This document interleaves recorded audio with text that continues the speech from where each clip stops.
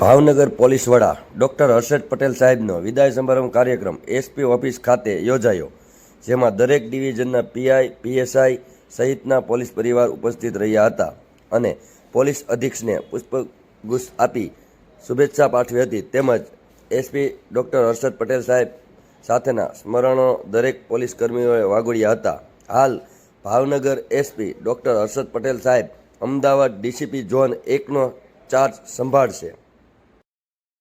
જિંદગીની અમુક ક્ષણ એવી હોય છે કે જે શબ્દોમાં વર્ણવી નથી શકાતી. આજે આપ સૌનો, સમગ્ર ભાવનગર જિલ્લાનો, ભાવનગર શહેરના નાગરિકોનો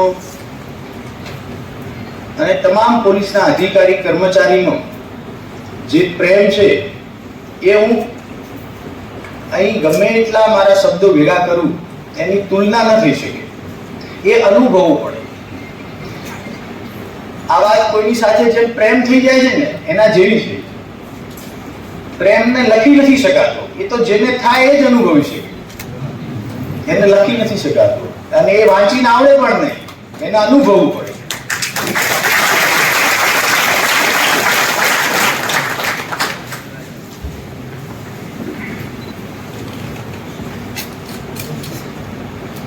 ભાવનગરમાં અત્યારે હાલ હવે જે મારા દિમાગમાં ચાલી રહ્યું છે એ મલ્ટી ડાયમેન્શનલ થોટ્સ ચાલતા હોય છે.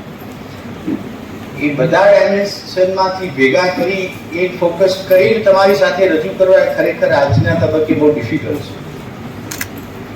પણ છતાંય બે ત્રણ નાના નાના સ્મરણો હું તમારી સાથે વાગોળવાનો પ્રયત્ન કરીશ. સૌથી પહેલા તો ભાવનગર એ તાલીમનો જિલ્લો છે એવું હું આવે પહેલા દિવસથી કહું છું. જિલ્લો ભાવનગર જાત્રાનો જિલ્લો અને સર્કલનું શહેર છે. હું અવારનવાર બધા મારા કર્મચારીઓ અને અધિકારીઓને કહેતો હોઉં છું. તાલીમ માટેનો જિલ્લો શું કામ? તો મારા 2 વર્ષના કાર્યકાળ દરમિયાન 8 ડાયરેક્ટ એએસઆઈ, 10 ડાયરેક્ટ પીએસઆઈ,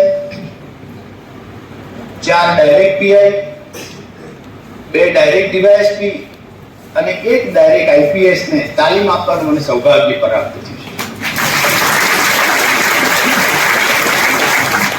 હું હંમેશા એવો આગ્રહ રાખું, આજે પણ એવો જ આગ્રહ છે કે અહીંથી તાલીમ લઈ પ્રોબેશન પીરિયડમાં ભાવનગર જિલ્લામાં મારી સાથે તૈયાર થયેલા કોન્સ્ટેબલ હોય કે એએસઆઈ થી લઈને આઈપીએસ સુધી એ જ્યાં જાય એની કાર્ય કરવાની પદ્ધતિ, એનું માનવતાવાદી વલણ, એના વિચારો એ પ્રમાણેના ટ્રેન થવા જોઈએ કે એના સિનિયર અધિકારીને પૂછે કે ભાઈ તુને ટ્રેનિંગ કહાં સે લી, તો જ આ સાર્થક છે. કે છેલ્લા 7 જન્મોના પુણ્ય ભેગા થાય ત્યારે એક વાર યુનિફોર્મ આપણને લઈ જશે.